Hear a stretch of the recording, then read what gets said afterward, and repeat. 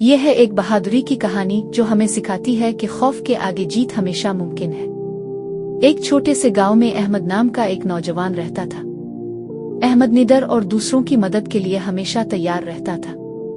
گاؤں والے اسے بہادری اور ایمانداری کی وجہ سے بہت عزت دیتے تھے۔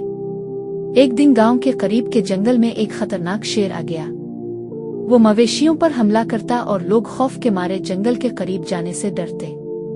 سب نے حل سوچا مگر کسی میں ہمت نہ تھی۔ احمد نے فیصلہ کیا کہ وہ شیر کا مقابلہ کرے گا۔ لوگوں نے اسے روکا مگر احمد نے کہا، اگر ہم خوف کے آگے ہار مان لیں تو یہ خوف ہمیشہ ہم پر حکومت کرے گا۔ رات کے اندھیرے میں احمد جنگل کی طرف روانہ ہوا۔ راستہ خطرناک تھا مگر احمد کے دل میں صرف ایک مقصد تھا، اپنے گاؤں کو بچانا۔ جنگل کے اندر احمد کا سامنا شیر سے ہوا۔ شیر نے غصے سے گرجا مگر احمد نے ہمت نہ ہاری۔ ایک سخت مقابلے کے بعد احمد نے شیر کو شکست دے دی۔ اگلی صبح گاؤں والے خوشی سے جھوم اٹھے۔ احمد نے سب کے لیے یہ سبق چھوڑا، بہادری خوف کی غیر موجودگی نہیں بلکہ خوف کے باوجود صحیح قدم اٹھانے کا نام ہے۔